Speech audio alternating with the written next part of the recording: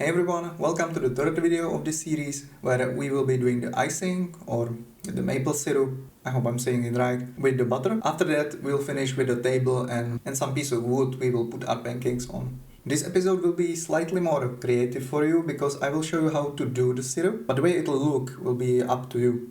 So the same things as previous videos, please check Object, Edit Mode, left upper corner and the shortcuts I'm pressing in the right lower corner. And that's it, let's get to it. One thing I forgot to do in a previous video was to rename the plate. So in Outliner I will go double click the circle and name it plate. The other thing, these pancakes, they may look slightly different than the previous one we were doing, and that is because I kinda didn't save and had to redo this, so it might be a little bit of difference, but it's constructed the same way, don't worry.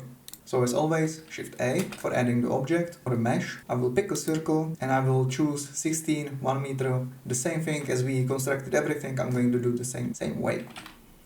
I will put it somewhere up in an object mode and I will go to edit mode, scale it a bit down. Now it's inside an object, so I will go back to object mode, move it slightly up, maybe above just to be sure. Go to edit mode and I will go to edge with a shortcut of 2. I will click away because this can be problematic. Sometimes when this is yellow and you wanna do something with it, it doesn't work. So it's kind of on a bug. Always click away and then reselect. I will alt click the edge. E, S, same as before. Totally same thing. And I'll go to Ep3, grid fill, or I will right click and add the quick favorites as I showed you, so that I can use it always with the quick favorites with the cube.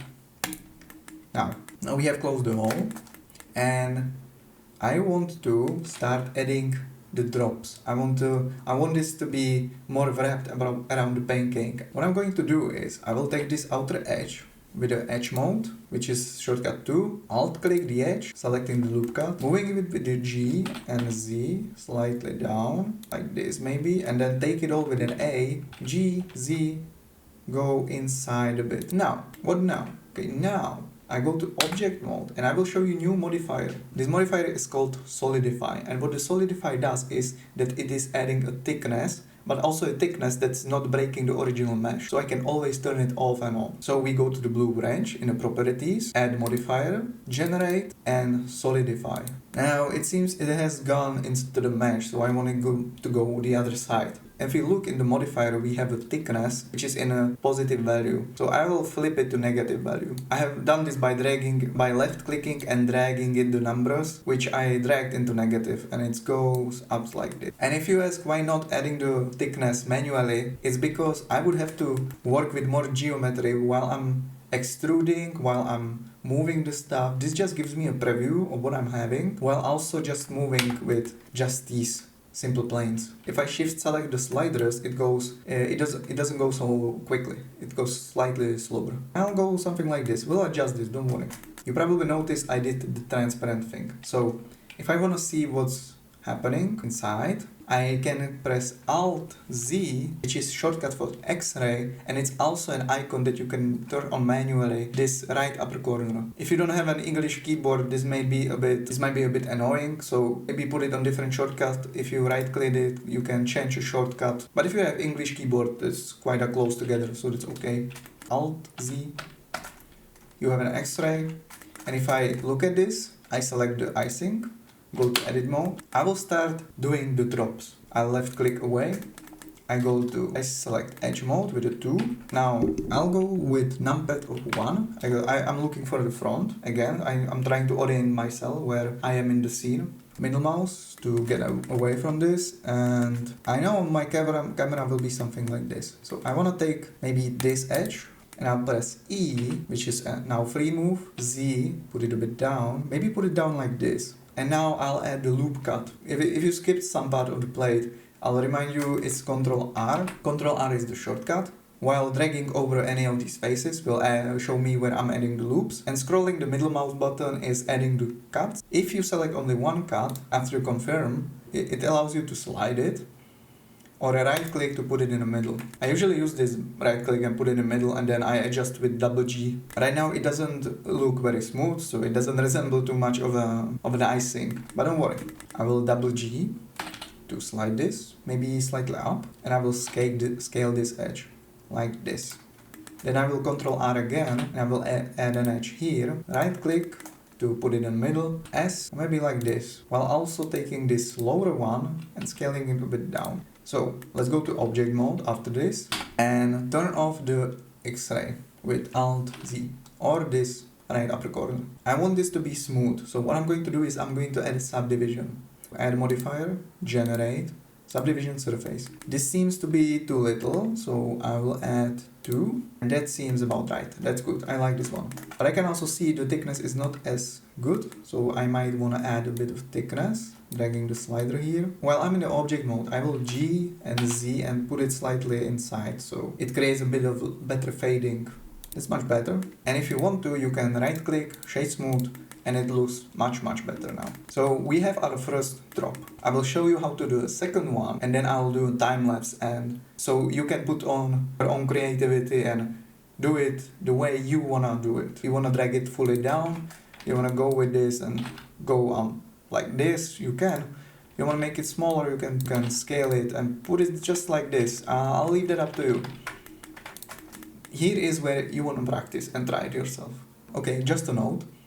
When you have this solidify and subdivision, these modifiers, they come right after each other. What it means is that first, the object is going to receive a thickness. It pretends it's already working with some thickness, and after that, it's doing the subdivision, it's doing the smoothing. If you were to flip these, you can just drag them over.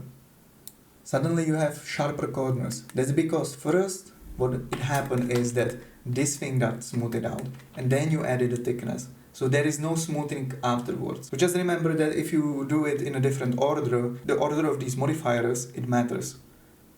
I will put it back. So solidify first, second is subdivision. Now let's continue. I will select the icing, go to edit mode, Alt Z for an X-ray, and I will take down another, maybe this one. I go to edge mode with a 2. Again, check it here, left upper corner, check these, where I'm in which mode I am right now. And I will take this edge, E, Z, and take it down, maybe less than this one, just slight. Or maybe I'm just gonna take this like this. I go to vertex mode, select this edge, and I will just freely with the G do this one as well, and do something like this. Alt Z, that's better. Before I speed this up, I wanna say that this thing will not stay so flat. We will, after we are done with these drops, we will do some adjustment. We will apply this solidify so that we can work with the thickness and make it a bit wobbly, so it's not so straight and perfect. All right, good luck, and let's make few more of these. Wait, before I do the time lapse, I forgot one more thing. There is a zooming. If you go to Alt Z, edit mode, and you wanna zoom on something, and you may have difficulties when you're going around, and sometimes it zooms too much or quickly. On a numpad there is this dot, and it's on a delete next to 0. It'll numpad, see here, it'll zoom out on a thing and you rotate around that thing. Same goes for an object. In object mode if I do it, I rotate around this thing. It's kind of handy when you move stuff around, so remember you don't have to press this every time, but it's just that in case your zooming is kind of wrong, use that. If it doesn't work, you can go F3, view, select it. You can press that, or you can right click, add to quick favorites, and you can use it from this menu. Okay, now I will start the time lapse.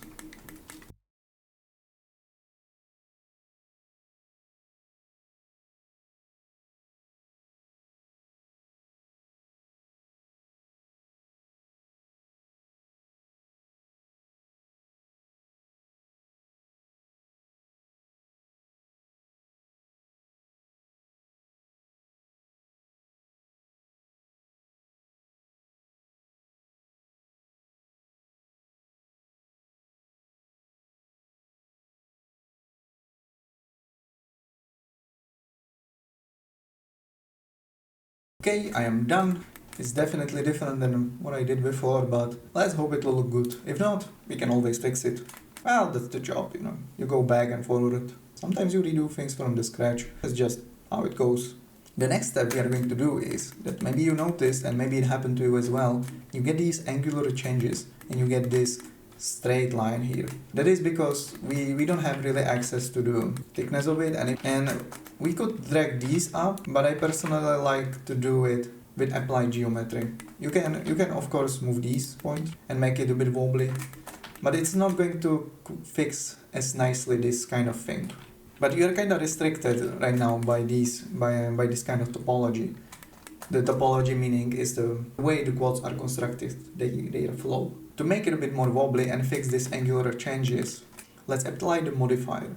To apply the modifier, and we will apply the solidify, the thickness modifier, while leaving the subdivision on. So if we go to the modifier, we can go to this arrow, right on the solidify on this arrow, click it and there's apply. Or I can hover over the modifier and press Ctrl A, which is going to apply it. So let me go back. I can either Ctrl A over the solidify, or I can go to this arrow and click apply.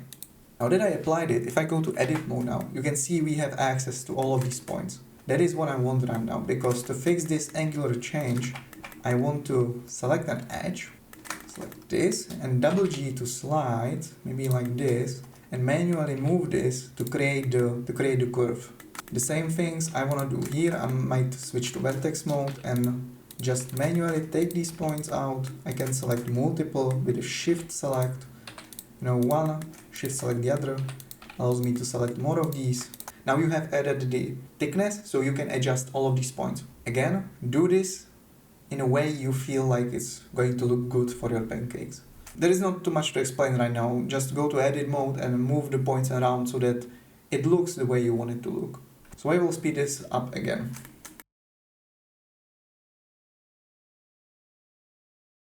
You might want to take some of these points and put them inside the pancakes, so it feels so that the transition is slightly better and there is no shadow.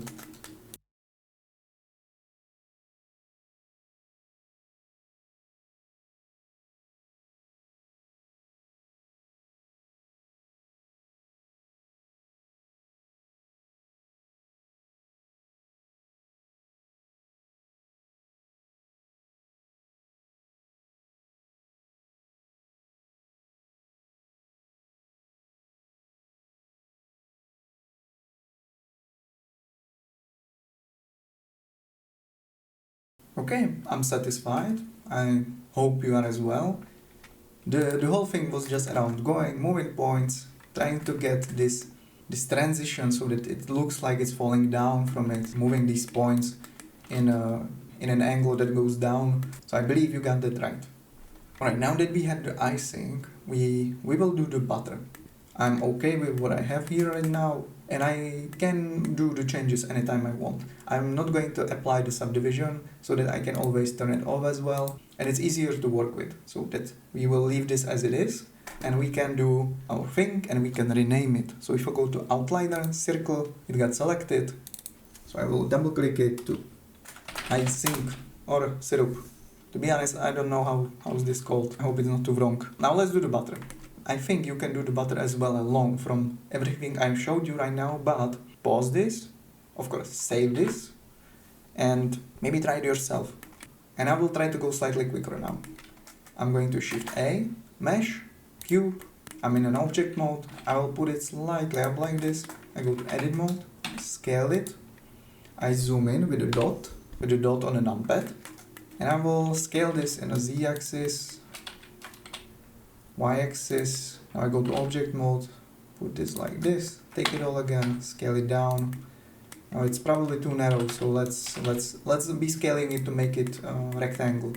I pull it down, and I have a base. Now I want to smooth it out, so let's go to Tab, Edit mode, Ctrl R for adding loops. I will add 2 loops, and I will right click. Now they are both selected, so I can press S, which is scaling, and locate it in an axis, which I need, which is an X right now. It may be different for you, but just so that I get them away from each other, so when I'm smoothing it, it makes those sharper corners as I want to. I'll do it like this. Now I will Ctrl R and put this in the middle. So this is now ready for my subdivision. So I go to object mode, and I go to blue branch, add modifier, generate, subdivision surface. I will right click, shade smooth, and I will add in the subdivision second level. Nice. I will click away, and this looks like a butter. That's good. I might actually put it slightly inside, maybe like this, It may be too sharp, these corners, but again, this is up to you. If I'll alt click this and I'll shift alt click this, I select both loops, I can scale this in an x-axis like this and make it smoother. But this is again optional, this is up to you. Do your butter the way you want it to look like. Okay, that's it. We have a butter. I'm sorry I had to go quickly through it. I had to leave and wanted to finish it. But I think that after all we have done together so far, this was the easiest for you. Let's do the last two things, which are kinda optional, but if you don't want to do them, at least watch and listen, because I have some notes about it that I need you to know for some future modeling. So right now we have the pancakes and I want to do the table. The table is easy. We are going to shift A, mesh, and plane. With the plane I'm going to go to edit mode and I will scale it everything, something like this. If needed I can do it bigger, but this is basically my table. It will carry just the texture. I'm going to object mode and let's rename it right away. We have a plane which is outlined with an orange. I know it's this, so I will call this table. And we have a cube here, which is the butter. Now let's add this thing I have some notes about. We need something we put these pancakes on. So while the table is selected, I want to take everything else and move it up a bit. I will Control I, which is going to invert the selection, as I wanted to take everything else, G, Z, and put it up, maybe like this. Put it above so that it's easier for me to select it. Next time I can just do this. I can box select it with left click and dragging over it. And now I want to add the wooden part. I will shift A, mesh, cube, and this time I will scale in this object mode. I will scale in a Z-axis, maybe like this, move it above the table. I'm going to S in a X-axis, go right to the end of the table. It doesn't have to be exactly, just so that it fades away. And I don't want these corners to be sharp. So I will go to add modifier, and for these corners we can add a bevel modifier. What a bevel does is it's chamfering, it's cutting the corners so they are not sharp. You usually want to have this on kinda everything, and most things in the engineering industry, and not just that, but even like these wooden parts, everything gets chamfered. Sometimes it's for safety, sometimes it's for functionality. So we always kind of want to add modifiers if the objects are sharp. From the artistic perspective, it also helps the lights to break. It helps to see that there are corners and it makes nice outline. It makes nice outline with lighting. But that's not what I wanted to tell you about. This is just something we add on these things.